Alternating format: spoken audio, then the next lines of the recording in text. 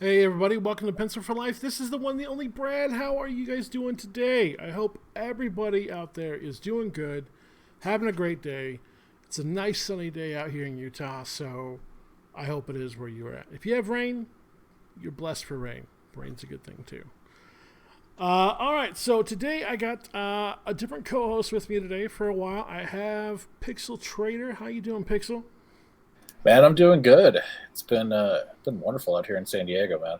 God, Just San it's, Diego, you suck. yeah, yeah, I mean, it's hard to have a bad day out here when it's like 70 degrees, 75 degrees 70 every day. degrees, sunshine, by the ocean. Yeah. Exactly. Yeah, you suck. No, I miss the ocean. The last time I saw the ocean was last year when I was at Long Beach Comic Con, and before that it was like I don't know, 10 years. So it's been a while. So I miss the Wow. ocean greatly. Yeah, Are you going to Long Beach this year? I am not. No. Oh, Uh, I we will can go be. over that in a second. Okay. By the way, this is Preston Poulter, everybody, with Pocket Comics. How you doing, Preston? Hello. If you don't know his videos, he's he can mix it up a little bit, so especially with Ethan, and war campaign stuff like that. So Not anymore. He blocked me now, oh, so he blocked you. Oh he man. did. Sometimes He it's fun to did. read you guys' back and forths. So I'm always ready. you're always ready to punch it out. All right, man, that's cool. But you do White Lily, and that's why Yes. we brought you on to talk about White Lily today too. But where are you from, by the way, if you don't mind me asking? Dallas, You're in which is Dallas area. Okay, cool, yeah, nice. born raised, and that's where I'm currently transmitting right now. All So right, cool. We will be Awesome. joined later on in the show by one of my normal co-hosts, maybe. I'm not sure. And then Manny from Good Dog Press will be showing up a little bit later. So, and we're going to be talking about his Skunk Girl project. But I know he's racing home from work right now in that lovely Hawaiian weather and trying to get home in time. So, but we'll see what happens with that. So, let's talk a little bit about what's going on. Let's do this. Let's talk about your project real quick, Pixel. Let's get your project going first. So, tell us what you got going on, because you got Yeah. a few So projects burning. You got your Cover Crashers, which you're going to be showing right here. I'm going to highlight you here, and sure. Yeah. then you got Insider and you got IndieCron going on. So, Yeah, man. It's a busy time, right? And then I mm-hmm, still have a full-time job, which makes it interesting. Um, Yeah, so first up, let me start with Cover Crashers. sure. So Cover Crashers is a trading card set. It's a complete set, so you don't have to worry about buying multiple packs in order to get a full set of cards. But what it is a homage slash parody of a number of different campaigns that kind of inspired me or were just I thought pretty cool over the last year, basically. Mm-hmm. Um, the current set is 9 of those cards plus a promo card for Critical Snail, which is my book that I'm going to be starting on probably toward the end of this year, early next year. And then there's 2 perks available for somebody to come in and back to have a custom card built for them that would then promote their campaign within this set. So there's a total of 13 cards, counting the checklist, and then options if we go past like 2,500, every $500 over the goal for the campaign adds an extra card to the set up to a total of 18 cards. So there's a lot of flexibility here. I've already got all the other campaigns kind of figured out for which ones I want to make fun of if I hit those marks. But right now I'm at 50%. It's been, I think, 11 days, so doing pretty good. Um, I can extend it out another 30 days if I really need to, but we'll see what happens. I'm pretty confident that I'll hit it as long as I get onto a few more channels and actually talk about it. But yeah, I mean, if anybody's ever seen Garbage Pail Kids or Wacky Dude, I love Packages, Garbage Pail Kids. yeah, so that's the kind of feeling I'm trying to evoke here. Yeah. And the interesting part about the project is, for me at least, as an artist and designer, it's got 2 different challenges built into it. The first one being that I'm trying to recreate the logo as close as possible, same typography, same Mm-hmm. colors for the most part, to match it and make it have that same feeling to it. But then obviously fit the joke in. So like the Red Rooters one is based on Red Rooster, but in Yep. this particular case, instead of being a superhero, like I think their thing had a fence and a rooster on it. This is a plunger because he's a plumber. Okay. All Uh, right. Yeah, Big Mouth Bill, same thing. It's all based on the same font structure or illustration style and all that kind of stuff. The other part of it, though, is trying to match styles. So, for instance, the Cyberlog one that I did, I was actually going for a similar art style to Ethan. It's still a little more cartoony because I'm just more of a cartoony artist, but I was going for that. But the way he does his metal is super detailed, and so I was trying to go in and get that look and feel and try to match a little bit of what Kyle was doing with his coloring. And then Brutus, uh, uh, that one was really interesting because I had never really done much painting. Oh, And okay. so I was really experimenting with the tools and stuff while I was working on this one. And one of the big influences was the artwork that was done to look a lot like Simon Bisley's work. And so Oh, I was okay. going for kind of a Simon Bisley feel. It's not perfect, but it's still based close enough on that kind of style. And then I think Jeff Lafferty, right? I do know Jeff. He's Yeah. a great So guy. I love Jeff. He's a really nice dude. I haven't met him in person, but I love his work. He's a really down to earth dude from any time I've ever talked to him. And so this is actually the first time I tried to paint inside of my iPad, actually. I used a program called Procreate, and I was going for that same kind of feel that his book Berserkernaut has. And that led me down this path. And so it was really fun. I'm experimenting. I'm trying to match styles. I'm going outside of my comfort zone with a lot of these. And so it's a good time. And the card quality has been amazing for the prints that I've run test runs on so far. So I think it's going to come out really good. Who are you using to print your cards with? I'm using Primo Print for the standard cards. Okay. Kyung Lee actually turned me onto them. He prints out cards for all the different shows that he goes to. So I've got a couple different cards from various shows that he's been at, featuring Battle Maiden Knucklebomb. Yep. And then for the metal prints, there's a company called Fairy Metal. And if anybody wants to get a hold of them, I can give them their contact information. I can't I'll be remember. taking that later. Yeah. Furrymetal.com. FAERIE. Yeah. Oh, cool. Yeah. You use them too? Yeah, they're I take it, awesome. Preston? I do. Yeah. Nice. Yeah. In fact, a lot of people use them. Mike Miller is the one that actually turned me onto them. And they do fantastic quality. Their turnaround time is quick. They have a lot of different sizes that they offer. And I've been really impressed with their products. So that's who I'm going through for the metal cards. Nice. Yeah. And then, of course, we've got Insider, which is kind of a new project. I say new because we only launched it about 2 weeks ago. Actually, the same day that I launched Cover Crashers. Okay. And but it's been in planning for months. Nice. I started kind of working with Dr. Wright about, I'd say, November of last year. We were bouncing ideas off of each other to build somewhat of like a digital magazine, not unlike what Wizard could have been if it was a website. Mm-hmm. But then we also wanted to go a little bit further and possibly bring Wizard back in a certain degree. That's kind of changed a little bit. Since we've been going through all this stuff, we've been looking at what works and what doesn't. I think taking a lot of the Wizard format and trying to present it in a quarterly magazine isn't going to work the way that we really wanted it to. So instead, what we're going to do is create a really nice kind of coffee table book that's got good art. It's got some interviews and some different just pieces of all kinds of cultural stuff in it. And we're going to sell that on a quarterly basis. But a lot of the Wizard-based like fluff, like workstation type things, like being able to sit down with an artist and get a day-to-day vibe for what their day's like. Doing the movie casting kind of stuff, all that kind of thing that you really like, that was that really fun stuff inside of Wizard. I think it'll be presented a lot better if we do it through the website. So Just that's the going to stay on the website. Yeah. Gotcha. But we're still going to do previews of artwork. We've got a lot of really good stuff coming down the pipe. The cover, we just announced it. We haven't shown it off yet, but the cover was done by Elliot Fernandez and Kelsey Shannon. Oh, yeah. So I saw we've it. got it's a beautiful cover. Sexy. Yeah. And we've got a couple people that have already put ads in with us. So we're being very careful about it because we don't want to go over the top with advertising because, again, it's a coffee table style book. It's not really meant to have a lot of advertising in it. Yeah. But we are promoting a bunch of different books. Good, man. Yeah. But the website is fantastic. I think we've already got 50 some odd articles on it. The team's plugging away to at least put a couple articles per day out. We've had a lot of good response to it. The site's pulling about 700 or 800 visits per day right now.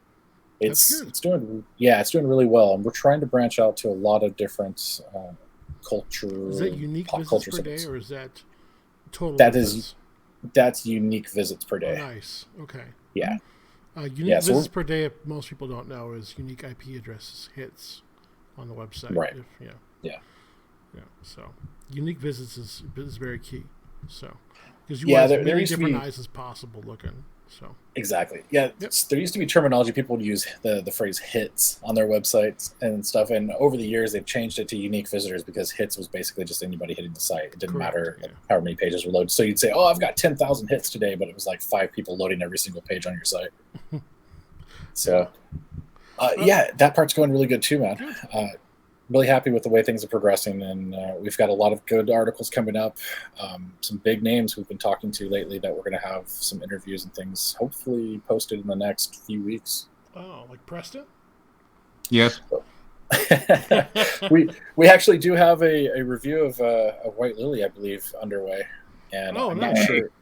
Yeah, and I know that there was possibly an interview. I got to talk to. We have a specific person that we send out to interview creators and such. So I don't know if she's been queued to talk to you yet, but I'll talk to them about it and Okay. see where we're at. So the thing about Insider though, I'm a little more hands off with that project because I am just doing way too much. Sure. So Doc is running that show primarily. Him and Zevius. Zevius is our creative director. He's done a lot of design work, a lot of logo work for various people in the fandom and stuff. He works with Geeks and Gamers. He's done some stuff for Ethan in the past. Really, really nice dude. Very, very talented, and his stuff's on point. He nails it. And so those two are really running with the look and feel of the stuff and guiding the way that the website's going. I'm staying back. I still manage IndieCron day to day, and then I've got my full-time gig, which runs about 60 hours a week on top of that, and then of course Cover Crashers now, which 20 some odd days left, and I'm hoping I can get that thing. Oh, you'll get it there, dude. I know you will. Yeah, The I've drama got is a backup starting plan. to subside a little bit in the community. So A little bit. I went out there, I think it was yesterday. Man, my days are just blurring together, but I think it was yesterday, and people were talking about IndieCron versus CG only and all this other stuff. And I'm like, guys, there's no reason for that. There really isn't. I mean, there's room on the internet for two websites to exist. There's room for two magazines to exist. No. Yeah. It's like, The world don't should worry be built about on it. competition, not monopolies. So Exactly. yeah, Yeah, you really need to push and have a lot of good stuff coming out. And the more you can do to promote creators like Preston or yourself, the more we have the ability to draw in more eyes. Because not everybody's going to want to see a book about a snail that's carrying a gun. Somebody might want to pick up a historical fiction kind of thing where like you've White got Lily. Yeah. White Lily here, Yep. or a Mexican hitman kind of guy. What? The handyman? No. No, Yeah. nobody wants that. At least 160 people want it, so I gotta Exactly. finish it. Yeah, but Yeah, I mean that book looks good too. So everybody has different tastes, and it would be silly to think that one website or one magazine could fit that taste. So please, I mean, if people want to build websites to promote people, God, go for it. The more Yeah, people man. out there talking about stuff, helping others get funded, getting the word out, even just sharing information about which printers they're using, who's got the best deal with who, anything like that. Yeah, All of it's I think that's relevant. valuable information for creators because you want to save as much money as you can, but also put out the best quality that you Yeah. can for printers. So Yeah. So we've got a couple articles in Insider coming about that kind of stuff. Printers, cards, metal, all that other stuff. And then we're looking at doing a thing called a post-mortem for campaigns. And that's where we take campaigns that are in a similar genre. So we're comparing kind of apples to apples. And we could say, okay, what promotional techniques worked for you? Which keywords or hashtags were the best that got the most interaction for you? Which channel did you go through? Twitter a lot? Did you go through Facebook, Instagram? How did you draw those numbers in? And to really dissect the campaign to see how their perks were laid out, where their goal was set, and try to build maybe not like a full-on guide for how to create a campaign, but at least avoid this type of stuff, consider doing this type of stuff kind of vibe. Preston, what do you think about that? comparing marketing notes and things like that? Because I know you've been marketing your books for a while. I don't know that I could contribute a whole lot. Just be like, which marketing channels work for you? I'm like, dude, I have no idea. Really, I don't. I probably need someone on like the back end doing Google Analytics. You know, for the most part, I just look at how many people came and pledged, and Nice. and then I curse my fate and go to sleep. You curse my fate and go to sleep. Nice. You know, and that could very well be the case, but we can still go and take a look at your campaign. Sure. You can see how many perks you had, what type of items you were offering, which ones were the most popular, and we can look at how that works out. You can even help us by breaking down how many people were international buyers for you, for instance. Yeah, this time on IGG, I'm spending a lot more time coding than I have previously, because previously I've been treating it like Kickstarter, but this time I'm embracing Indiegogo, and so you know, if you look at the preview, there's basically like 5 or maybe 6 different pledge levels, and but there's all these back end add-ons. So, for instance, if you want, you know, because this is issue 3. But if you want issues 1 and 2, well, that's not going to be on the site itself. But, you know, once you click, okay, I want to buy, you know, issue 3 at this particular level, well, then it'll take you to a screen of, and you almost also might like, and then there's all the add-ons you can get where you can buy back issues and prints and buy the PDFs and whatnot. So I'm really investing more time in coding it. Of course, my problem then is I'd like to know, well, can I have an export feature for when I do White Lily 4, or do I have to do it all over again? But I don't know. Which I'm actually showing right now. I'm showing all the covers from the books at the moment while we're talking for White Lily. In fact, why don't you... okay, so you got started on Kickstarter first. Yes, I did. Then you came over to IGG. I'm still Kickstarter focused. Okay. I just throw out, you know, because certain people are very set when it comes to the platform they will use, and there were a number of people who were like, "Well, I'm not going to back up for it," so I set up an IGG campaign for them. And as I was just saying, I didn't put a lot of thought into my prior ones. This time, I'm really kind of embracing the platform. But for my mileage, Kickstarter is better at drawing traffic. There have been like minor little programs where, like, for instance, on White Lily issue 2 or Guinevere and the Divinity Factory 1, where after the main campaign, I had like a sketch cover make 100 thing, and I didn't even like tell people about it. I just threw it up on Kickstarter. And for Guinevere, like, Kickstarter brought in $1,500 with me not even promoting the thing. So, you know, they're pretty good with driving the traffic. Whereas Indiegogo, I feel like you have to bring your own traffic. So. Yeah, I do think you have to be a little more socially out there for Indiegogo than you do with Kickstarter, because when someone backs the book, if they're linked in with everybody else, they automatically get an email saying, "Hey, so and so backed this project, check it out." Right. So I mean, if you can get 1 or 2 bigger people to back you, a lot of backers will see it. A lot of people will see the book. Right. So it changes dramatically your sales rates. So which I think is nice. Nice. Yeah. So, but while I put the link down below for people in the description to check out White Lily, also to follow you on Twitter and stuff like that. But let's talk about White Lily really quick, because I got to read the books, and she's a pretty interesting character. So, yeah. So she's based on a real person. Yes. I'll pull it up here. And for the most part, you know, like if you read that Wikipedia page, you know, particularly having read the comics, you'll see like, oh wow, that, you know, like almost virtually every single event that is talked about there is in the comic books. Yes, I did notice that. Yeah. So she beat her dogfight instructor the very first time, which is an event we show in issue 1. That's true. She was the very first woman to shoot down an enemy plane, which is an event we show in issue 2. She was shot down a few times, which is an event we show in issue 3. You know, she fell in love, which, you know, on the Eastern Front is very rough, which is an event we really dealt with in issue 4.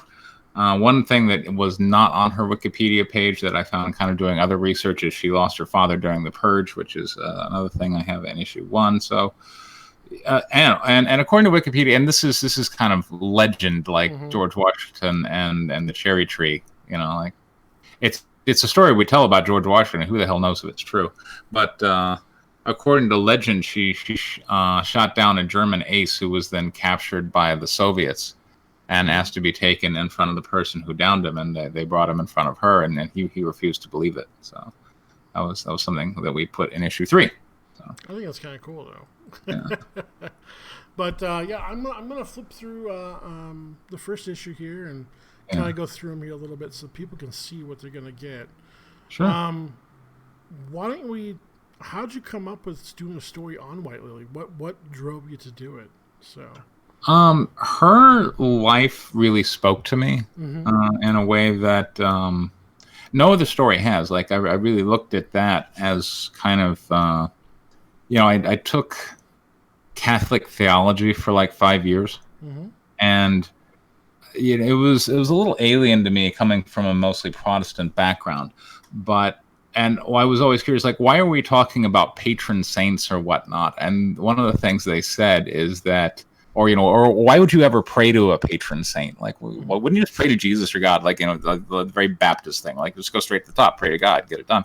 But the Catholics were like, well, yes, but in looking at like one person's life or one person's struggle, particularly somebody who's not as, divine as, we believe Jesus to be, we can maybe see some pieces of ourselves or some pieces of how they related to their world that speak to us in a more meaningful way, and then therefore kind of reaffirm our faith.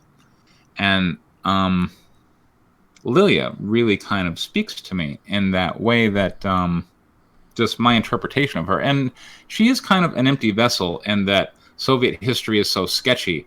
There aren't a lot of exact accounts of what happened, so I kind of had to fill it in. But to me, the overwhelming events are she lost her father to this government that she then went on to serve.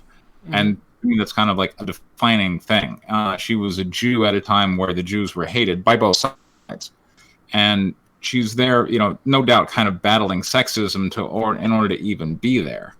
And I started bringing out the sketch of, well, what kind of person would that be? And to me, that's somebody who was fighting for a very different reason and a very different motivation than every other soldier story I've ever heard. Because every other soldier story is like, at some point, the government and the family and everybody were like, you must go forth and risk your life for our God and our country and our family and our whole way of life, and we hope you do well.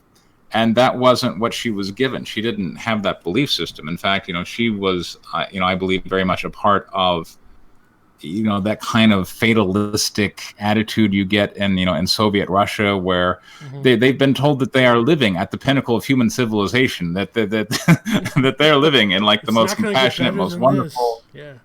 Yeah, this is as good as it gets, and they're looking around like, are you kidding me? Like, so this kind of jaded fatalism, and at that point in my life, I think that, and it still speaks to me, this kind of jaded fatalism and disillusionment. And so for me, her story was about how does one find the will to do the great and the fantastic beyond all expectations when nothing is really expected of you. The only thing that was really expected of her, as far as I can tell, is that she would go and die for her country and just be considered another statistic. And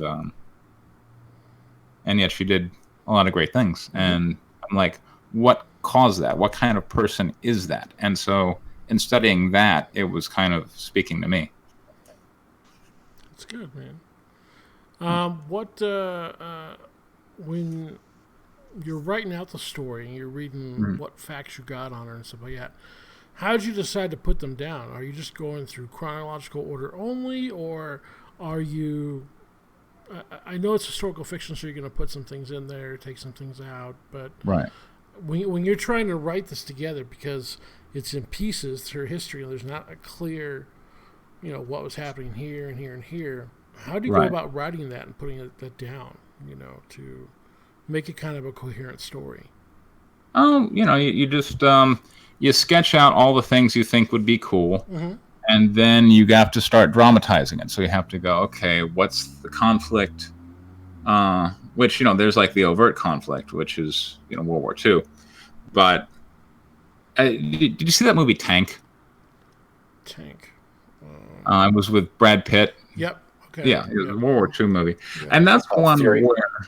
Pardon? Fury. Oh, I'm sorry. Yeah, Fury. Right, Fury. Yeah, Tank was a movie with James Garner back in the 80s. Yeah, Fury with Brad Pitt. And, I didn't really like the movie when I saw it. And, at the time, since I was writing a World War II story, I was consuming all the World War II stories around. And for me, the problem is that in Fury, there is no conflict beyond the, kind of Americans versus Germans. And, they have these scenes, and they're interesting, like the scene where this young soldier goes off to have sex with this German girl under conditions where, well, could she even give consent? The guy's holding a gun, kind of thing. But like, what is the conflict beyond the war? And, I'm never really sure. So in my regard, like, I think that movie kind of fails. Here, the conflict, the underlying conflict is again, like, her quest for a purpose, and how do you find it, and how do you hold on to it when when you've got right there that page you're on is her swearing in, and I wanted to put the entire pledge, so that is all kind of word for word from Stalin, which stretches out over 4 pages. If you scroll up, it starts at the bottom of kind of 2 pages ago, and I wanted the whole thing to be in there to kind of give the sense of everything that they were having to pledge to the state, which is literally everything. I'm pledging my life in defense of just like whatever the commissars told me to do, state property, everybody, whatever. And meanwhile, while she's swearing all this stuff, we're seeing kind of this flashback to her father, to the execution of her father. And it just so happens that the pledge contained the phrase, to my dying breath, which coincided there with the hanged man frame. And then we come back and they're still pledging, but again, it's how can you exist in this society and find purpose, and that to me is like the real conflict that I'm hitting on everything, and she gets these shocks of loss and violence and so on, and she still kind of keeps going. So that is the underlying conflict, if you will. All right, that's good. And so once you get that conflict, you have to go, okay, how do I show a beginning, a middle, and an end in terms of that? And then the scenes kind of fall in order. I'm not a writer, so I don't know exactly how to put it together in my head. When you read these historical stories, and so it's always kind of like. Play with me a little bit, like, well, you got fact A, fact B, fact C. I mean, how do you kind of weave them all together, tell a story from the past? So it's always been kind of interesting to me. Like, one of my favorite World War II TV series was The Band of Brothers, the Pacific and the European one. And they're able to tell those stories mainly because all the soldiers were alive, but also the documentation from the victories and losses and stuff like that. So you're able to weave a more kind of cohesive timeline of what happened, and then you can follow some major heroes from it and stuff like that, and then you ad lib a little bit here and there when they're joking back and forth and stuff like that, but. That's pretty much it's out there, and it was. I imagine it was much harder for this one, because, I'm sure Russia's didn't keep good records back then, Right. Exactly. There was very sketchy. That's why, which was kind of liberating because that means there wasn't a lot to track down. It's true. Yeah. So you had room to play with it, Exactly. And, I understand. Yeah. So, but like I said, I've read all 4 of the books so far. I am going to read the 5th. I did overall like the story and got me really interested in the character. And so I'm definitely looking forward to learning more about this person. And hopefully there's like a couple of books or something like that I can pick up and read about her. I thought she was quite nice, quite an interesting person. Yeah. So. Thank you. Yeah, I was. I'm glad you like her. Hopefully as much as I do. I mean, if anything, this was kind of uh, a love letter to kind of femininity and the human spirit. Mm-hmm. So Yeah, man. I'm glad that spoke to you. And I've known a lot of women who have coped with a lot of stuff, and so that's I put a lot of that in the character, and Mm-hmm. so you can see her kind of breaking down as things go on, engaging in some very self-destructive, very reckless behaviors. Yeah, I think all people do that during war. You get that you pick up some really bad habits Right. and things like that just to kind of cope with the situation you're around. Like maybe you didn't start smoking before, but you do now because you just lived Right. through the last battle, and Yeah. or drinking, or any other manner of self-destructive behaviors that people go Yeah. through with PTSD. So and just you're seeing horrors all the time, so you gotta Exactly. yeah, dude. I mean, your line of judgment's kind of askew, during that. What's right, what's wrong anymore. When the artist that you got for this, I understand he did the first two issues, right?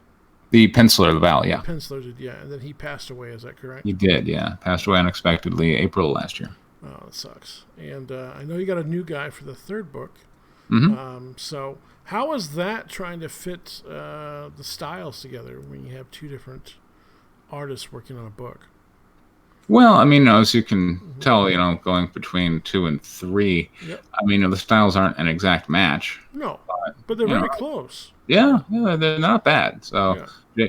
Jake did a good job of kind of going, all right, we need you to follow this guy as best you can. Mm-hmm. Yeah, as an artist, sometimes I hate being told, can you draw like this? So Right. I was wondering, what that was like, working with someone and asking them to do that. So I was working through an editor at that point, and whatever discussions they were having, the product was fine. Okay, that's cool. Yeah. So I know what the work is like for putting a book together from my end for my own book right now. Right. When you're putting your book together, right? Mm-hmm. What's the most challenging part for you?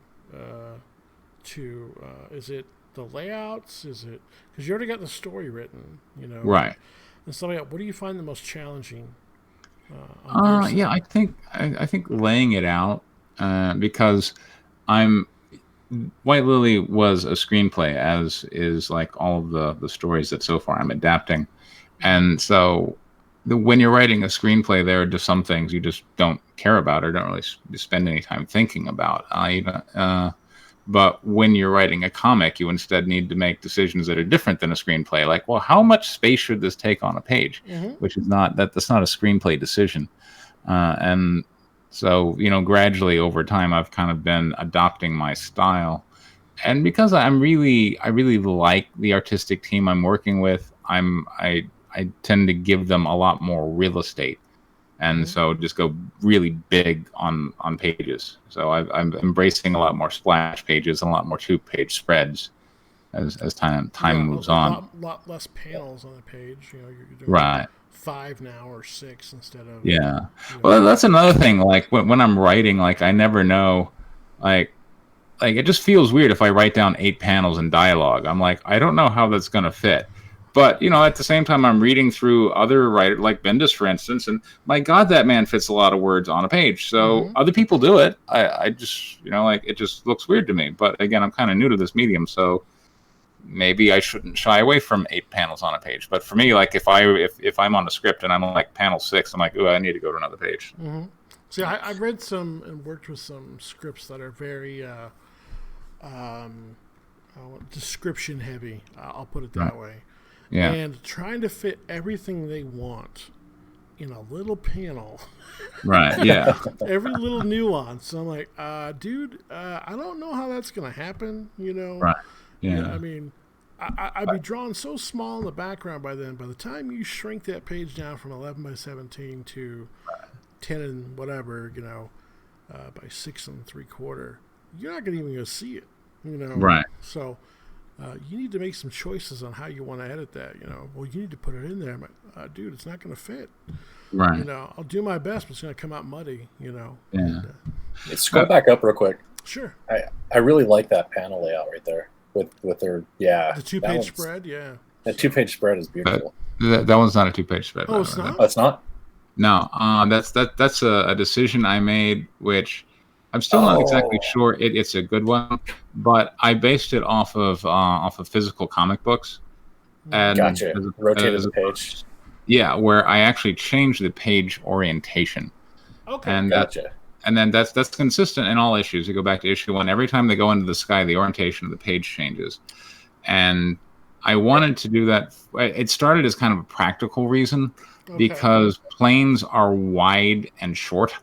Okay. And so if you kind of go with, like if you go up like one more page, yeah, you see like there's all these planes and stuff, and they're kind of easy to fit on this landscape orientation because they're wide and short.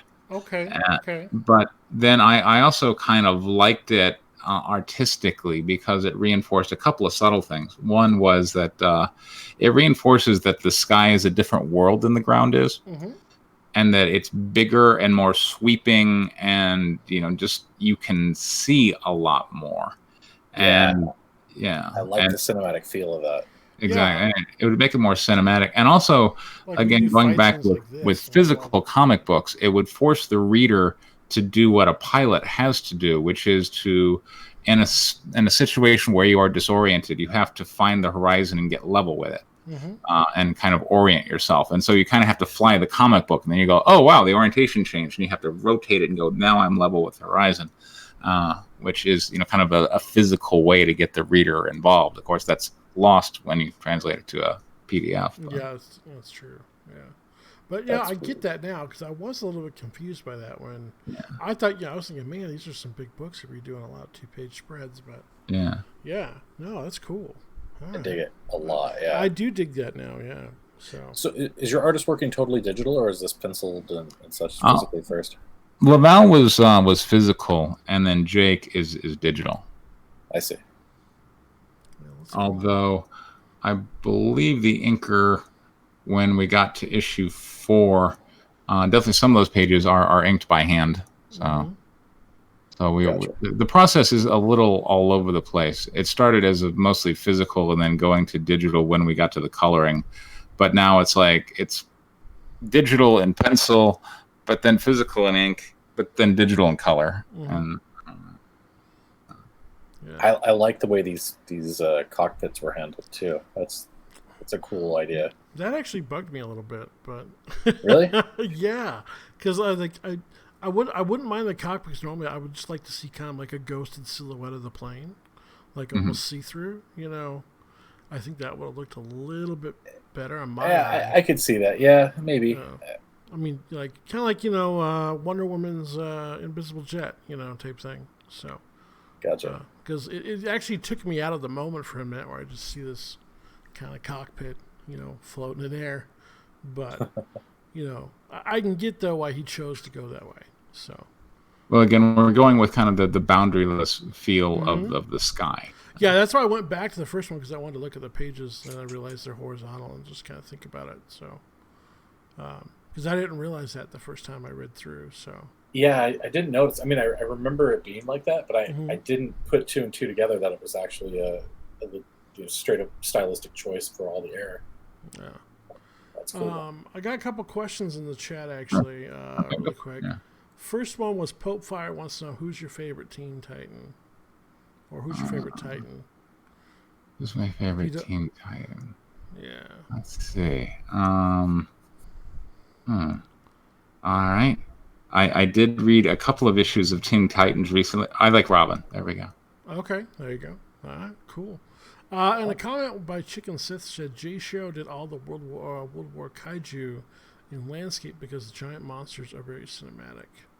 Yeah, I can see doing that all landscape too for that reason. Makes it pretty interesting. Let me see what else we got here. People complain that I'm too low, but I turned up my mic. And people just talk about the weather, how hot it is where they are. Yeah. Yeah.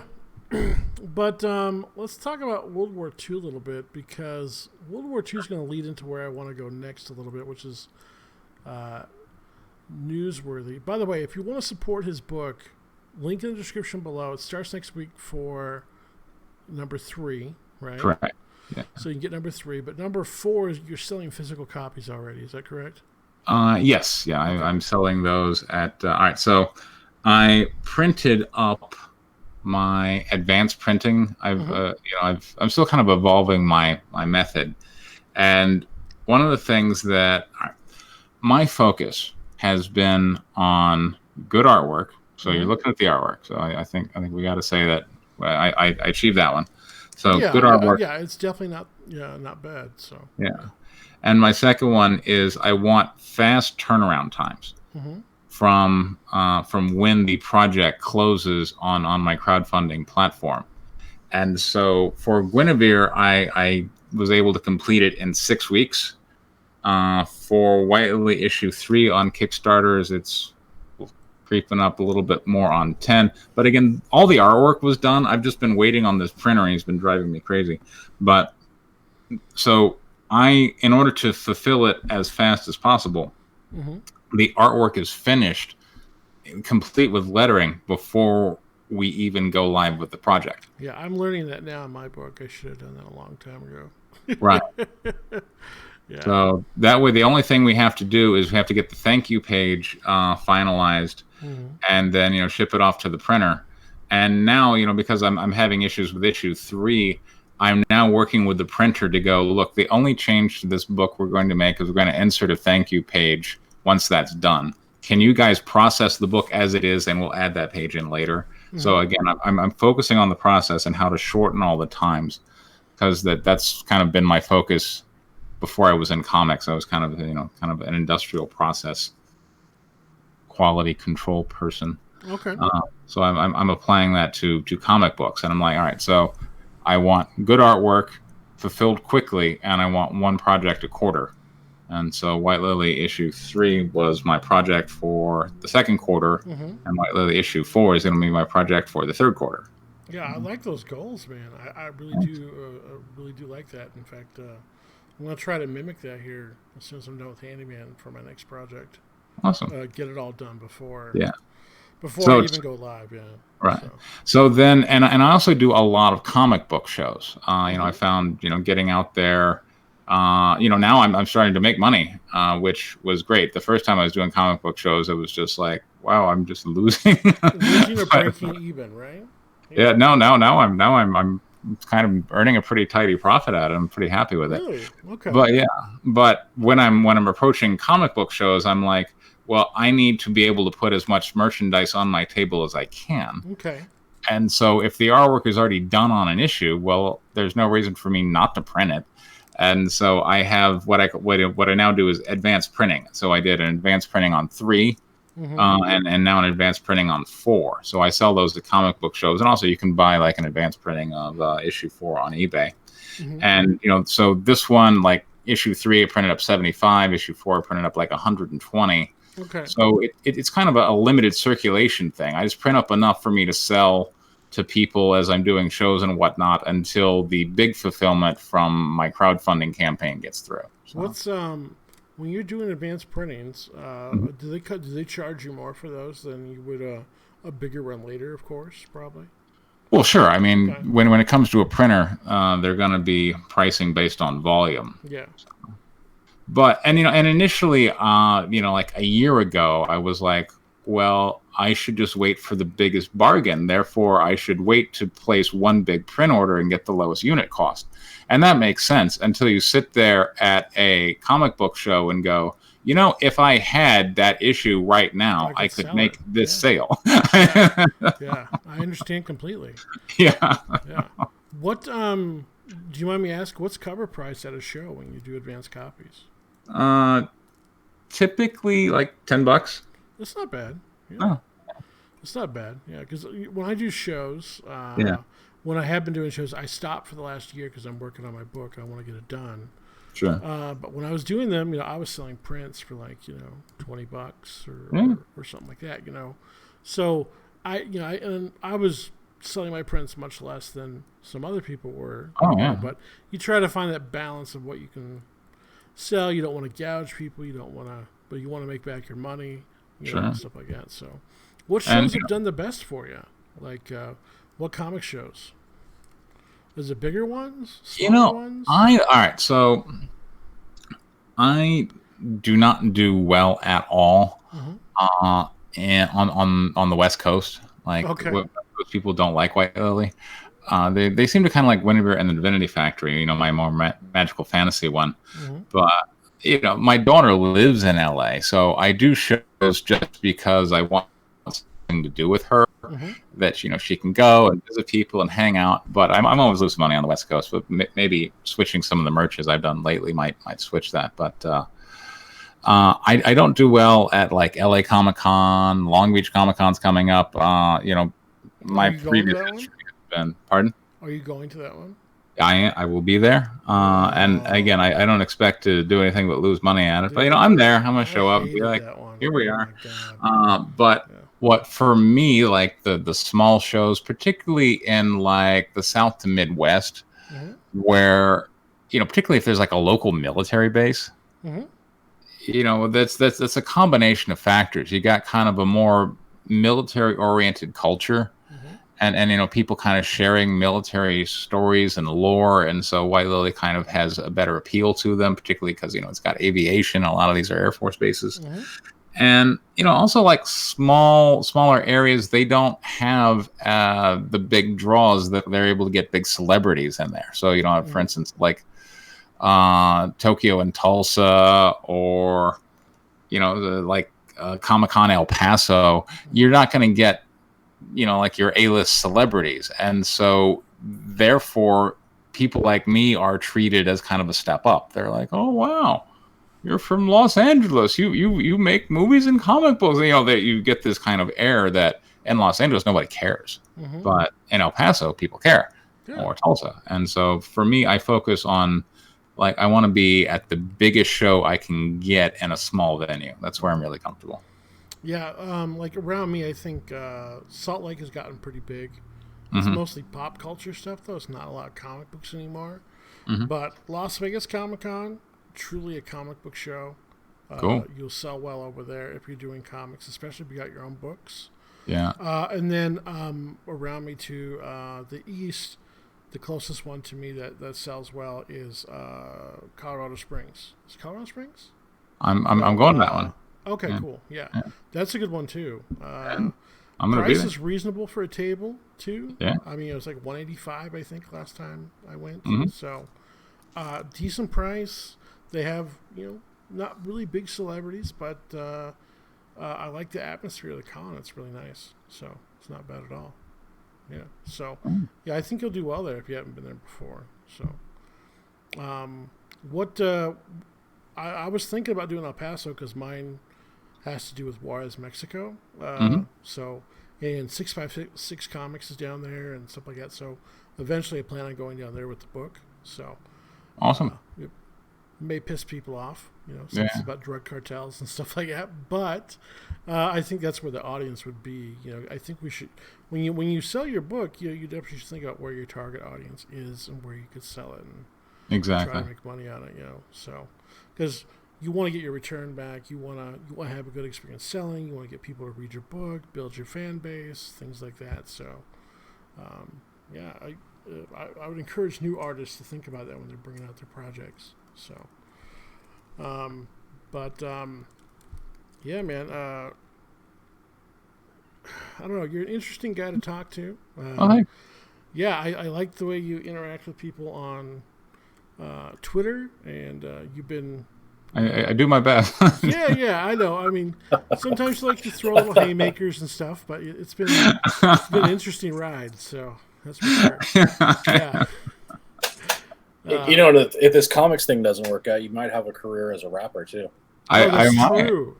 I do like that song, dude. That was hilarious. People were like, "How long you been rapping?" I'm like, "A day." I didn't know you could rap. Like, neither did I. Just tried it. Yeah. I just tried it. I'm like, oh, wow. Yeah, Cool. I thought it was great, man. And from my personal experience, I kind of like that little jab a little bit, but Yeah. it was cool. Yeah. Well, like, I think there have been allegations. I don't know how, like, whether they're how much you believe the allegations depend on what side of the fence you're sitting on. Mm-hmm.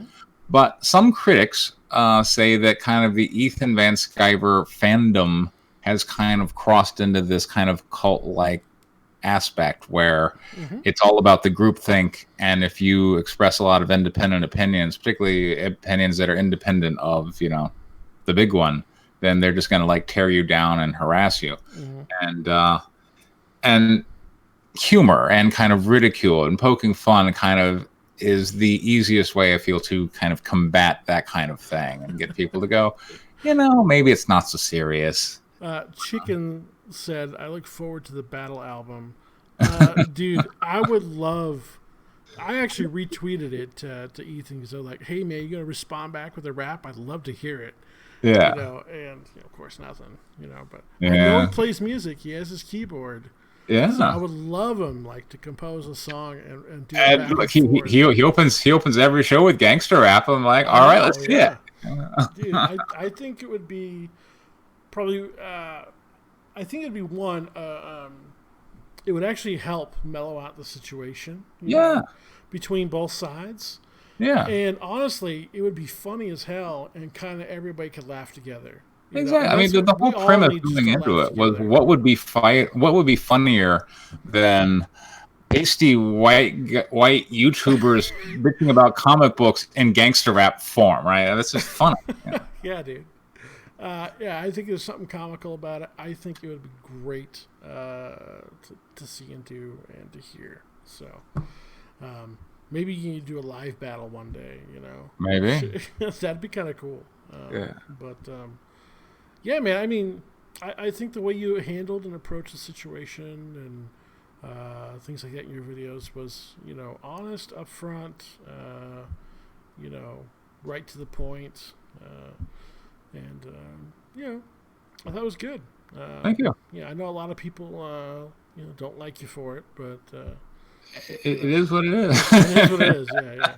So I mean, it's and this one is not related to just the prior topic, but I remember like a couple of weeks ago, when there was the topic about Alyssa Wong and the Stan Lee tweet.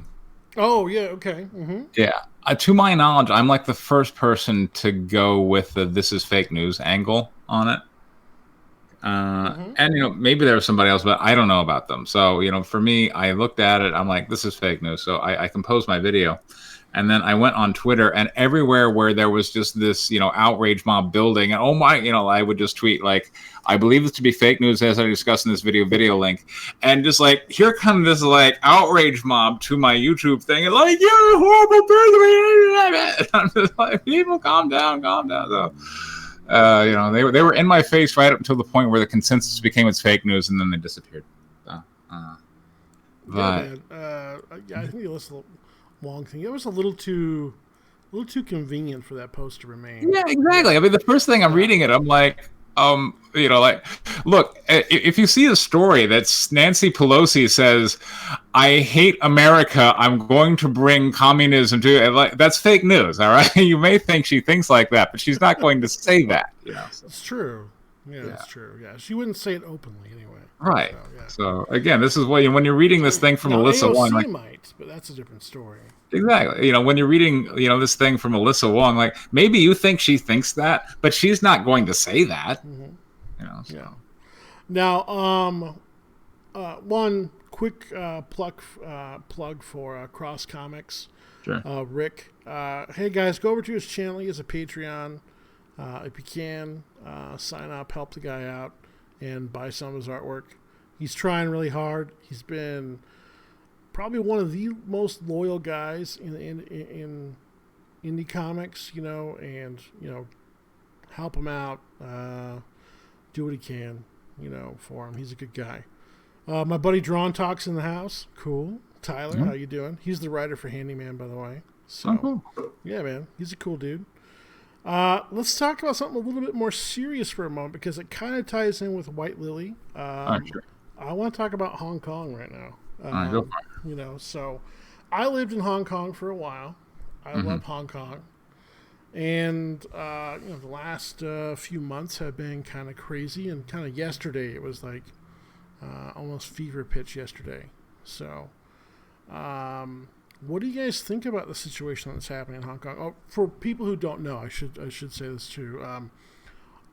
This all started around June 4th, which was the Independence Day for, or when Hong Kong was turned back to Chinese rule from the British.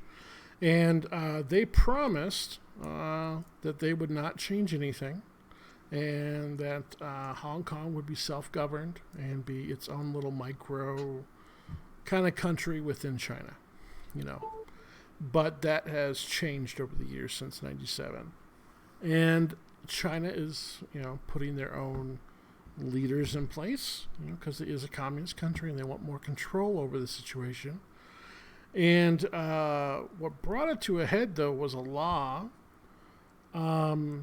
that they wanted to, if you were arrested for any crime, you could be transported to Beijing and tried in their courts there with a 97% conviction rate. Because there you're guilty until proven innocent. And they said no, and Chinese media reported only 200,000 people in the streets when Western media showed pictures and it's more like 3 to 4 million of people in the streets protesting that. So they backed down really quickly. But every day, especially on the weekends, protests have been happening, and last 2 days they've been at the airport, the international airport, and shut down the airport. And one cop, I don't remember exactly what happened. Pixel, what happened on that one? Because I didn't see all of it. Yeah, well, there was footage earlier today that came out, or maybe last night, that's been spreading around where a cop had rushed into the area to confront protesters that had slammed a woman to the ground, and then a couple of the protesters grabbed his baton and then were hitting him with it before he drew his gun. I didn't see him actually fire.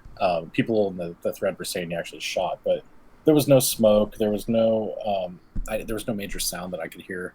Yeah. It didn't look like he'd actually fired. It looked like he just brandished his weapon and was holding people at bay. But it's a crazy situation. I was there like 3 years ago. It's beautiful. I love the city. I love the people. Yeah. In China, I don't know. Preston, have you ever been over to China or Hong Kong at all? I've never left North America. Oh, really? Okay. All right. China was my first country that I went to outside of the United States. I was dating a girl from there at the time, and so I went over to meet her family and spend several months there and get to know the people and everything. It was pretty cool. Really opened my eyes to kind of worldview and stuff. I'm sorry if you can hear things in the background. I got my windows open because it's hot over here. But I learned a lot about foreigners, and we always see them through TV and stuff like that. And we always think they're all, if you're in a communist country, you're all evil and stuff like that. When most people are just people, man. And you don't realize what it's like or what people go through until you actually go over there and see some things. And I saw some really heartbreaking things, but that was mainly in mainland China. So I started out in Hong Kong, and then I went over to mainland China for a while. And I have to tell you, I don't know if you've been, or Pixel, if you've been to Hong Kong, go to mainland, it is like night and day. So it feels like you're in color in Hong Kong, right? Yeah. But as soon as you cross that border, it's almost like going to a black and white TV. It's that stark of a difference in the people and the faces and the emotions you see on people. That's the way I felt when I walked in. As soon as I crossed that border, I was like, whoa, this is different. And, I remember I went to a small little town in mainland China, and where I was the only foreigner in the town. It was about 2.5, 3 hours from the Hong Kong border. It was just outside Guangzhou. And there was a gang of kids who stalked my hotel. They're all beggar kids working for people who adopt them and then force them to beg for money. And house them in horrible situations, And I literally saw a guy with his feet tied behind his back because he was crippled and had to beg, and he couldn't get medical help and stuff like that. And that's just on the street, over there. And to see people fight in Hong Kong now against what is coming for them, to me is it tugs at my heartstrings, and I kind of, some part of me wishes I could be over there to help in some way, and I don't know how you guys feel about it, but I saw some comments today from like JDA, because I respect John, and I like John, but I don't really like the comment because they're trying to get awareness for their situation. So they were singing our national anthem in the streets. They were waving our flag, and I understand America can't go over and help them, Right. Honestly, I don't know if we could take it, but I understand what they're trying to get the message. They want someone to see them. They want to find that will to fight so they can have freedom, which is kind of what, White Lily. I mean, you got people who want to fight so they can live, and stuff. And for what, kind of what's coming for them is it's pretty horrific behind the scenes,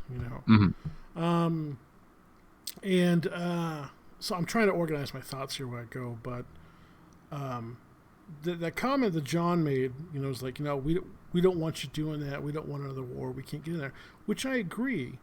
But I'm very moved that they would actually look upon us as a symbol. No, that's awesome. Of what they, they're looking for, what they need to do. And I mean, kind of surprising, given that you would think, having been a British colony, and kind of basically being of the, hey, things were kind of cool when the British were here. Yeah. You would expect that they might be singing "God Save the Queen" or something. But Britain actually had their ambassador got pulled out because he was saying some things to the Chinese representative, like, hey, you guys can't be doing this. This is what you agreed to, and they pulled him out. Right. It's like, oh, you can't say that anymore, type thing. But that's not what the agreement was, and he had every right to say it. But I think they switched instead of looking at Britain to us because Britain is facing a problem on their own area with immigrants coming in and the PC culture taking over and things like that. I mean, how do you guys feel about the situation? What do you guys see that maybe I'm not seeing or something that you can give me different insights on that? What do you see how this playing out? What do you see? What do you feel about the situation? What can we do to help if we need to help? Well, for me, I think the problem with most communist landscapes, going back to talking about, White Lily and whatnot, is they're not very transparent. So, they don't have a free press. It's not like I can, read some magazines or something and really understand, I feel like, a fair picture of what's going on in China politically. I can see that China has embraced capitalism of a form, but at the same time, it's still overtly communist, at least in name. And they are kind of walking this divide between authoritarianism and market economies. And Hong Kong is, I guess, kind of the battlefront, the main place where we're seeing that play out. And it's a way of life decision that it's going to be up to them. I think, I would hope that enough people there in their country kind of see, like, oh, you know what? When we opened up our markets and we embraced free trade and private ownership, things improved dramatically around here. Obviously, they had some problems with pollution and whatnot, but that's not to say they couldn't fix those. As opposed to being a problem. As opposed to going back to kind of the old way of doing things. So right now, I think we've kind of got a problem, at least from a Western perspective, of what China is and what China wants to do as a country or as an economic power are different than what China claims it wants to do. And I think there needs to be kind of more of a reconciliation and kind of a new reconstituted version of the country. And of course, the problem with China is that it part of its national identity is that it goes back more than 2,000 years. In terms of lineage and culture, and so they kind of pride themselves on being resistant to change. And I don't know how they're going to resolve this issue. I do know that free markets are better than communism, so I would hope that someone over there kind of sees that and embraces that. Chicken was saying trucks from the People's Shining Army have been rolling into Hong Kong. The protesters are singing our anthem, waving our flag, and calling for their own 2A, which I think is the Second America or something like that. And then Tank was saying here, a war with China would be the start of World War III, hence a proxy war. We're not talking about... that's jumping a little too far. But his second point here is where I was getting to. Sadly, this needs to be resolved internally, at least until China is caught in popular media. Well, being China. What? I agree. It has to be solved more internally. Right.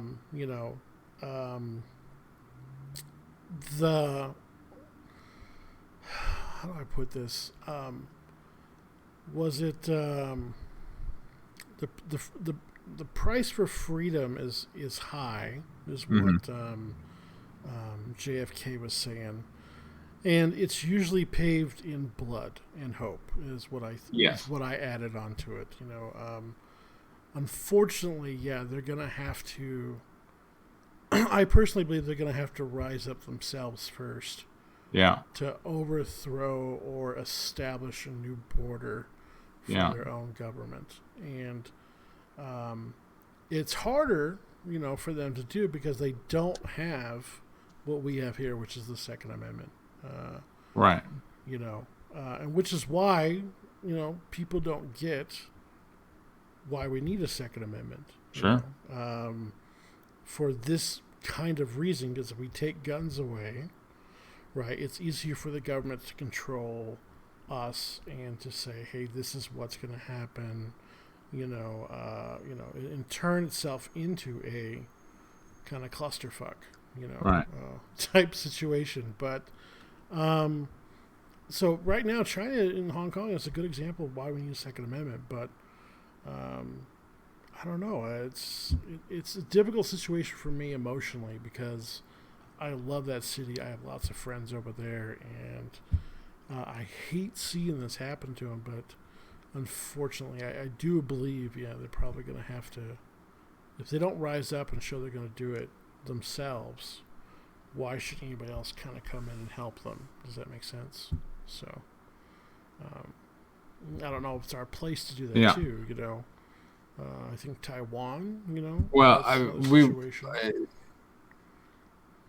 we have had we have a very poor track record of hey, there are oppressed people in this country that yearn to be free. Let's liberate them. Like it never works out. It just doesn't. Yeah. So now Yeah. I'm very staunchly the attitude. The U.S. government picking winners and losers for government control is horrible. Yeah. Going back to our founding fathers, I'm very much kind of an isolationist. Like, you're going to have to solve this problem your own damn self, man. Let us know. Sorry about your luck. Let us know how it works. I don't know. Get you. I'm not to be callous, but like No. our track record of liberation just does not pan out well at all. So what do you think, Pixel? What's your thoughts on the situation? I'm kind of in the same boat. I mean, as a country, the United States can't afford another front where we're at war. Plus, considering the implications, if we go to any type of military type situation with China, number one, they've got a larger army than we do. Yeah. But they also have a large ally sitting right next to them. It's Russia. Mm-hmm. So, the geopolitical stuff, we just can't get involved. Now, we can obviously go through it and talk to them and try to broker some kind of deal. And who knows? I mean, there are ways to discuss certain things financially and whatnot with a country that may allow something like this. Because, I mean, I believe we did something similar with Taiwan. Now, they don't recognize it, but we've allowed Taiwan. In fact, they keep threatening to take it over. they keep threatening to, but there's something holding them back. And so this type of situation, I really feel for Hong Kong, especially since they've had so many years prior of being a certain way. It's multiple generations now of feeling a certain way of a certain type of lifestyle, and then being given that new lease on life in '97 and not having anything change, and then stuff slowly starting to change. Yeah, I can't really imagine. But at the same time, I look at the United States too, and you look at the way that things have changed in the past 10 years. We've got a lot of stuff we need to focus on here at home. That's true. Yeah, that's true. Yeah, and that needs to happen. But I do think media and shining a light on that situation needs to happen, because otherwise those people will just be you don't really hear about it here at all. Not really anybody's talking about it. All they talk about is Trump, and I'm like, sick of Trump, sick of Pelosi, sick of the Democrats. And in part, I think it's because again, you gotta logically go down that path and go, well, what if we did focus on that? And if we really focused on that conflict in China, then we would clearly see a whole bunch of people who were saying that authoritarian regimes in the nature, that are justifying their existence by arguments of equality don't work out particularly well. And that's not an argument that a lot of people in the United States currently want to hear. That's true. That's true. Therefore we're going to sweep it to the side. Oh man, I don't know. Oh, yeah, I'm emotionally torn with this subject, and sorry to put this on artist table. I know we're not supposed to normally get here, but it was kind of eating on me, especially this morning when I was watching a bunch of the video and stuff like that. So, yeah. My friend in the chat says our media is busy with their heads up their own rear ends. Yeah, I agree. I agree. Our media has been very clouded for a while now. Yeah. Yeah, dude. Yeah, I don't. Do you guys even trust the big ones anymore? The 24-hour news channels? Do you guys? I don't trust the small ones. Yeah. I mean, but part of just going back to but bringing it home here. When I've been talking with people, because look, I am politically conservative, as is ostensibly, the members of Comics Gate, Nathan Van Sciver, who I've recently been criticizing, and I've had people come to me and go, why are you going after him? He's our guy. There are plenty of other people you should be going after, and I've been provided with a list. Like talk about these people. These are the people you should be going after. Oh, Red Famous, SJW Spider-Man. Go after these people, and I'm like, but the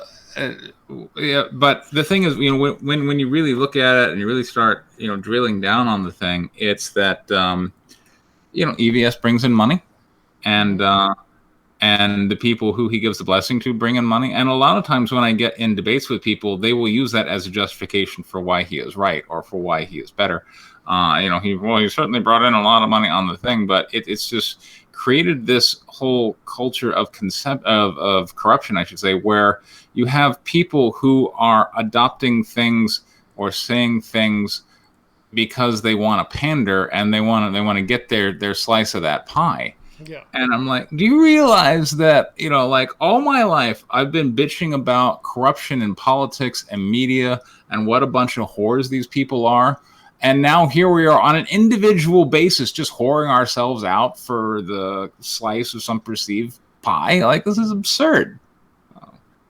I've kind of had my eyes open regarding human nature and the nature of media and social media platforms, just in general on a small scale. So seeing it, just on the individual creator basis, I'm now sure that when you get to, any larger angle of it, it's just rotten to the core. But especially governments. Yeah. Yeah.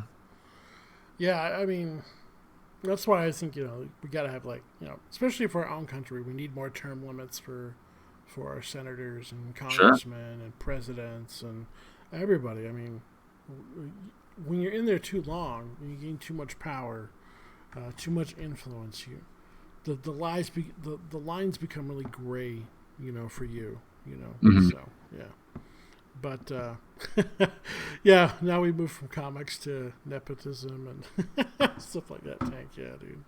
Sorry, man. But we're kind of waiting for Manny to show up too. I know he's running home. I don't know how long it's going to take to get here, but hopefully he'll show up soon. But I'll show his project real quick. Let's change gears a little bit. Have you seen Skunk Girl yet? Have you had the pleasure of Skunk Girl? I've heard about it. All right, cool. Okay. Yeah. So Skunk Girl is definitely not Squirrel Girl. Right. She's unbreathable. Mm-hmm. Manny's baby. He's been working on it for years. 80 pages of fun, full color, as he says. He likes the bad girl comics from the 90s. I know this, and so that's why he kind of did this. I saw the original drawing he did of this tanker when he was a teenager. Yeah, wasn't that great, but he's worked on it. Take is like, run, Manny, run, get here. Brad's butchering your comment. Well, I think one of the interesting things about this character too is that she's actually the villain. She's not a good person. She's not a good guy. She is not a good person. Yeah. So. Yeah. But I do like his artwork though for the book, and he painted the covers and things like that. So he did a good job. So. And look who it is. Oh, is he here? He just rolled in. Yeah, I just got here. Oh, good, man. I didn't want to butcher your book too much, Perfect timing. Yeah, I just rushed home to get here. Oh, you're good, buddy. You're good, man. We actually just started talking about your book, and I was doing a horrible job. So, awesome. Yeah, dude. But welcome, man. It's been a while. So, this is your first time on my channel, actually. Yeah, dude. Well, you're on my show Friday night, right? Yeah, but no, this is the first time you've been on my show. So, true that. Yeah, man. So, but let's talk about your book real quick. I know you had to hurry back and stuff, but for people who don't know, what is Skunk Girl? Skunk Girl, everybody thinks is a parody of the unbeatable Squirrel Girl. It's not. The only thing the parody is the name. She does not act anything like Squirrel Girl. What? This is a fun book. It's a book where you're going to start reading it in the afternoon and you'll be done within 2 hours, guaranteed. I mean, it's going to be, you ain't going to put it down. It's fast paced. It's nobody's sitting around sipping lattes, talking about their fifis, wondering what they're going to eat tonight or whatever. There's actually a woman throwing punches in here. There's guys throwing punches. There's people smoking. There's guns going off. There's explosions. Nice. There's chase scenes. Come on, what? And you got beautiful women to look at. What else can anybody want in a comic book? Comic books are meant for, young men to get into reading books. They don't like reading real books, but they like reading, comic books. So that's what this a real throwback to what comics should be. I mean, look at that page that you're showing right now. Mm-hmm. It's a beautiful woman just lying on her bed with 3 skunks and a whole bunch of Benjamins. That's ordinary, right? You see that all the time. Oh, every day. Yeah. Every day, right? There's nothing wrong with that. Preston, how many times a day do you see this? I need to apparently hang out with different people. And if you read my my comic book Guinevere and the Divinity Factory, you'll see that I have some I have some strange proclivities which sometimes come through in my writing, but I haven't seen that, so that's a new one. Hey, what can I say? Yeah, man, not a problem. And I know you like butts, Manny. So well, it's Skunk Girl, so you got to accentuate her assets. So that's why it's in there. I mean, okay. we do like the bobs also. Bobs are good. You can say the real word here. Yeah. It's totally fine. So I mean, the comic book itself, Skunk Girl, it's very colorful. I mean, it's supposed to be colorful. It's not going to be a dreary. The first page is a little bit dark. She just came out of the vault, but then when you see the double spread splash page, you can see the colors are coming up. Okay. It's supposed to be fun. It's supposed to, entertain you. It's a heist book, right? Well, right from the start, from the very first splash page, you understand that she's a cat burglar. Mm-hmm. She doesn't use her powers. Well, she uses her powers for good in her mind. So this is a villain story. This is it's what a day in a villain's life. That's what it comes down to. Now, a couple, does a couple her trunk really have the life. tail? Yep, that's the skunk mobile. Oh, so it has a tail on it. Nice. Gotta have a tail on it. Yeah. Yeah, and that is Officer D. Wolf. Poor Officer D. Wolf.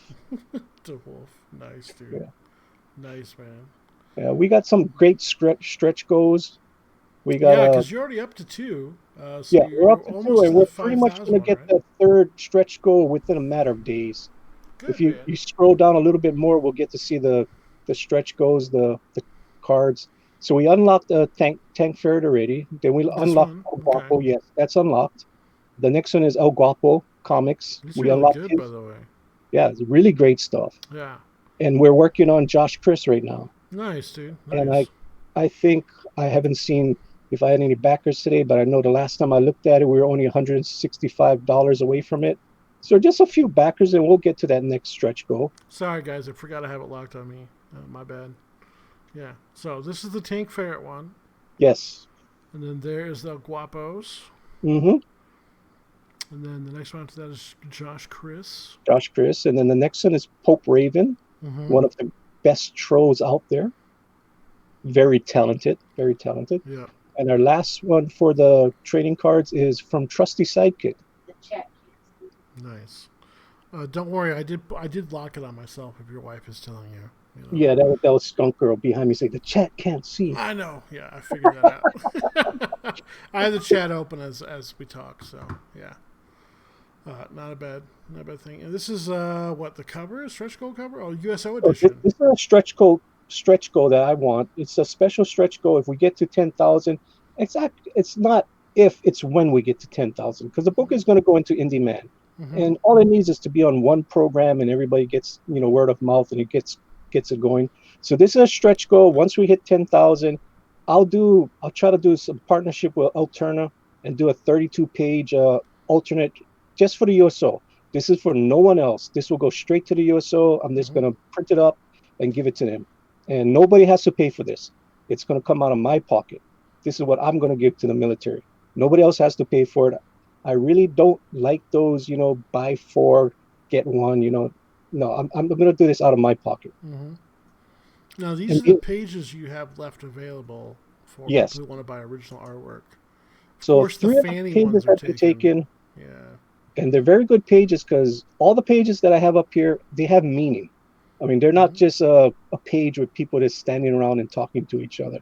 So, I mean, we got SJWs, we got Skunk Girl, we got Stuntman, we got major things that happen. We got Officer DeWolf over there. So it's actually, and that tier, you actually get to pick what page you want. I don't like when you go into some Indiegogos or Kickstarters and they say you'll get a original piece of artwork. What, like mine? But, Come on. but sometimes you get a really bad piece of artwork. Yeah, I hate it when you buy art and you got look, page 7, which is just all dialogue. Yeah. Right. It's like, really, I really don't want that page. Like you look at there, I mean, you got pages where fighting, you got pages Mm-hmm. just of Skunk Girl's face, you got Skunk Girl's butt, which is taken, of course. Mm-hmm. You got people fighting, you got the SJWs. I mean, these are actually meaningful pages. It's not just a throwaway page. Now your story is just about complete fun, right? It has nothing to do with, there's no hardcore meanings behind it or anything like that. It's just a good time only. Is that right? It's just a good time. There's no politics in here. I mean, yes, tongue in cheek, I call the bad guys SJWs, the Super Justice Wardens, but that's just in fun. It's a good knock 'em down kind of old fashioned story. My favorite stories when I was in high school, I used to like reading the Warlord. Remember that magazine? You Yeah, I remember. you could read the Warlord in like 3 minutes. It had so little dialogue. It was just action from page 1 to page 20. It was amazing. And that was Mike Grell. Yeah, Mike Grell. I mean, I looked forward to that every single month. It's like, oh, when is the Warlord coming out? Oh, Warlord's coming out this month. I mean, this week. It would be amazing. And it was fun. It wasn't you had to think about, oh my goodness, what is the agenda behind this story? It was the Warlord was going to go out there and fight some bad guys. It's $25 to get into the book. It's 80 pages. Yes. What's the shipping, by the way? What are you doing? The shipping is the standard shipping like everybody else. It's the same. It's the same old thing. The $10 shipping and or domestic, and I think for foreign it's 25, and that 25 is eating up real fast, people. Are you doing perfect bound, or how are you doing the binding? It's going to be perfect bound. It's going to be the highest stock paper that I can get from the printer. I'm looking at 2 printers right now, so I'm going to go with the highest they got, and it's going to be all glossy paper. So it's going to be nice. It's going to be a gloss. Yeah, it's going to be a glossy paper. I mean, it's a fun book. It's not a Batman story. It's a Harley Quinn story. So it's going to be fun. You need the glossiness to the pages. Yeah. And now you have a $40 tier. And that's what, two copies of the book and the wraparound cover? So what you get is the original cover, which the is standard this one cover. on the left. Well, actually, the standard cover is 2 covers now. So it's actually going to be a double cover book, the standard book. Okay. It's going to be the white cover is going to be the wraparound cover. Then when you open it up, you get the original cover. So the regular cover has a double cover. Oh, okay, I get you. Yeah. So that's the regular book. And then when you get to the variant cover book, is by Tank Ferret, and we have a whole bunch of independent. I'll go down. This is the artwork for it here. And if you see the little hammer right there, that's my character. Yeah. Handyman's on the cover. Handyman did make it. Whatever. He should have won. He did make it. I mean, there's Willie's character, one of my co-hosts. Yes, sir. Yeah. So we have Willie's character. We have Tank Ferret on there. We have Slick Jimmy. We have Niobe Comics, Rebel Comics. Who's up here in the corner, by the way? That is my character that you guys will all find out about in about maybe a year or 2. I'm waiting to bring out that one. That's going to be Sariel Angel Death. So he's way up there waiting in the wings. All right, cool, man. Cool. Yeah. So, but I mean, you look at that cover, that variant cover. I got everybody's permission before I put it out there. I know you did. I made sure I got permission before I did this. I mean, we got great creators on there. Was that? Is Pixel in there somewhere? No, he's not. Pixel's not on there. Come on, Pix. No, he's there. He's there. You see right at the bottom of the pile, way in the back. Yeah. No. That's what I'm going to say. It's behind Atlas. I get you. Everybody's on that cover. Yeah, no, Edwin Boyette's on the cover. He's right there. Edwin Boyette's on the cover. He died with a smile. Is EBS on the cover? No, he's not. Oh. Well, yeah, he's on the bottom of the pile. Yeah, everybody's on the bottom of the pile. You know that. That's what got to be the standard. The standard answer is yes. Everybody's on that cover. They're all at the bottom of the pile. These are just the guys on the top. Yeah, dude. Yeah, man. Cool. Well, I hope you can get the 5,000 unlocked. You're 4835. You got 17 days left. You should hit that no problem. Well, we got 17 days left, and it will go into on demand. That's for Mhm. sure. It's just kind of a bummer that if you go to Indiegogo and you punch in comics, and she don't show up. Skunk Girl does not show up. I mean, Yeah. you gotta, you, if you don't punch in Skunk Girl, you're not gonna find her. So for me to have 80 backers, I'm like, where are these backers coming from? Because I know you're not just casual lookers on Indiegogo. It's like it's crazy. You know, Uh, I believe there's an analytics section where you can tell where your backers yeah, came from. I've looked at it, and most of it is from YouTube, doing the Mm-hmm. shows and stuff, and I've got a few from IndieCron, Mm-hmm. but yeah, it's like the first couple of days was great because we were trending the first couple of days Yeah, because but you got fulfilled so fast, or yeah you we got we your goals so fulfilled quick. yeah we fulfilled in 29 minutes, and that was cool. And we kind of started late in the day, and we Mm-hmm. fulfilled it. The very next day, we even did better the second day. So I'm Nice. like, oh, this is great. We're up there. We're going to be hitting all the analytics and everything. But then after a while, after a couple of days, you couldn't find her. Yeah. So Do you you still guys? can't find her. I don't know if Pixel or Preston knows. Do you guys know about the analytics for Indiegogo and how they work and how we can? Analytics. Yeah, like what can we do to Well, make our you can create projects? a it'll interface with Google Analytics. You just create a tag for it, and it integrates right into the site. You just add that. Well, I'm talking about you just punch in comics, which is one of the things that they ask you to put Oh, all you're the talking hashtags in. about Yeah, yeah, yeah. you're So talking you Yeah, get you get yeah, the seen more. categories. about visibility. Yes, Yeah, that's the word I'm looking Yeah, for. but I've no. No even if you idea. go on the category comics, you won't find Skunk Girl, you won't find Little Girl Lethal, you won't find Niobe. It's like, where are all these great characters? They're not anywhere to be found. Hmm. Crazy. So anybody that does get to it and does support it, thank you, thank you, thank you, thank you. I don't know how you found it, but thank you. I put the link in the description for Manny's channel, Good Dog Press. Also, the his Twitter handle and the campaign page show. If you haven't seen his book yet, give us support. He's a great guy. He's also totally drama free on his channel. He's just about artwork and having a good time. Here, though, Until we mix it, so, you know. until Brad comes on the show, then there's drama. Only the one time. Only one No, every time. time Brad comes on, there's drama. Whatever, man. Whatever. Whatever. But yeah, It Skunk follows Girl, me around, you know. yeah, I can't help it. Skunk Girl #2 is already being drawn up. Oh, is it? All right, cool. I already have 37 pages thumbnailed out, so that's going to come Are you very doing fast. another 80 page? It's the story. It's going to be another 80 pages. Yeah, Wow, dude. dude, it's gonna Wow. be another 80 pages. The Skunk Girl #1, it is fully drawn. Hmm. It is fully lettered. It is fully colored. We're just tweaking it behind the scenes.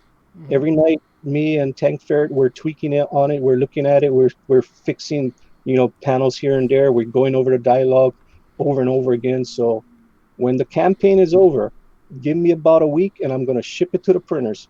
So I Nice. want to get this fulfilled as soon as possible. Yeah, I want you and to, Preston are both on that, and I should have taken more heed to that when I did my book. That is going to change, though.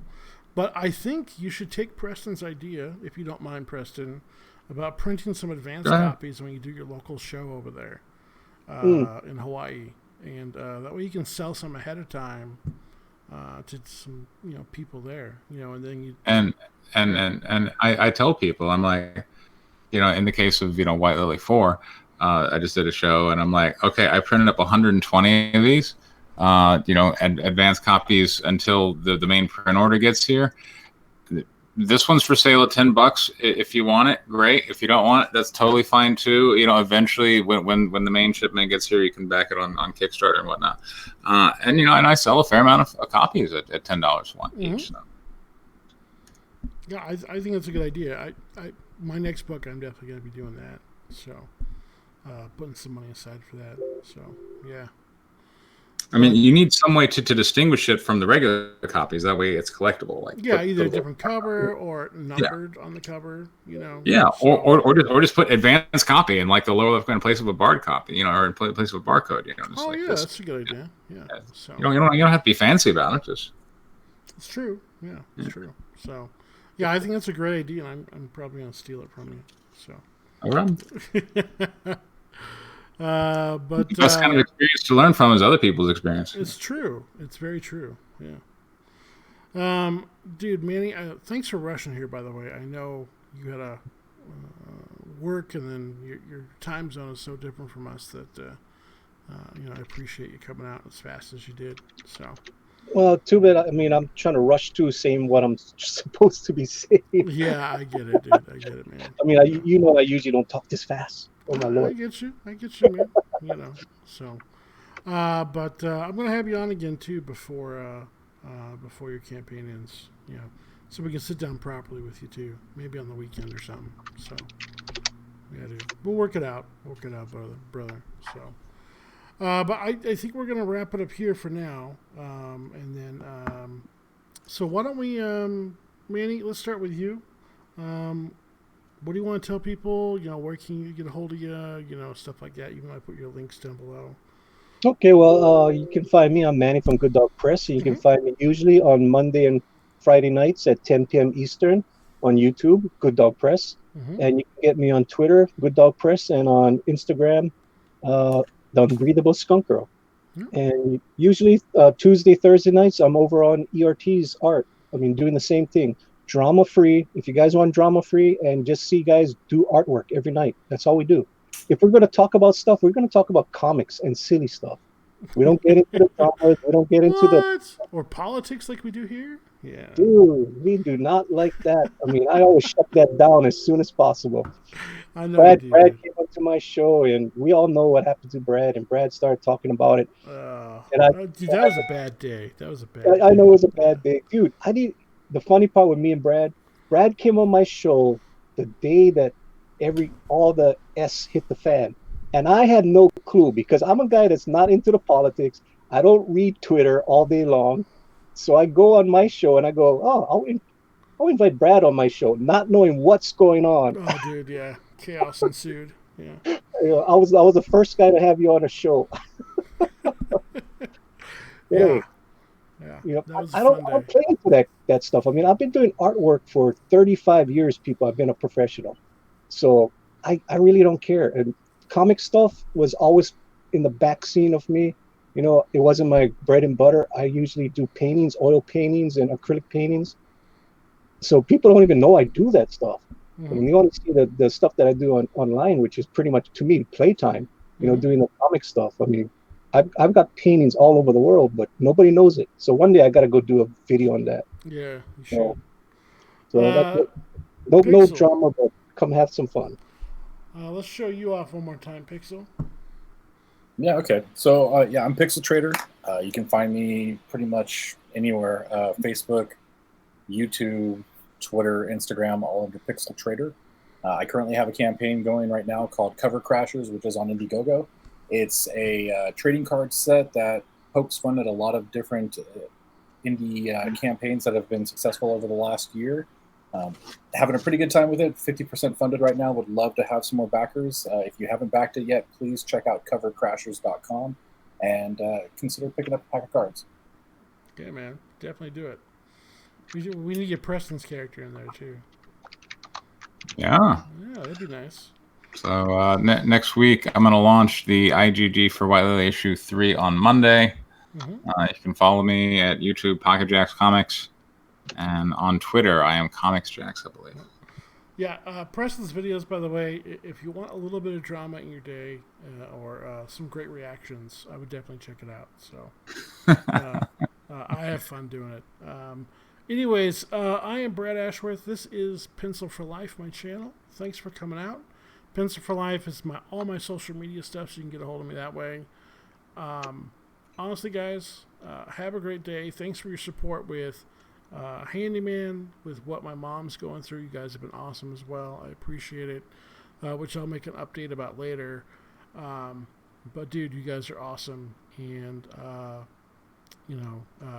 wouldn't be working this hard if it wasn't for you guys. So, anyways, have a great day, guys. Have a good night. God bless. Pray for Hong Kong, and take care. Okay. See you guys. Aloha.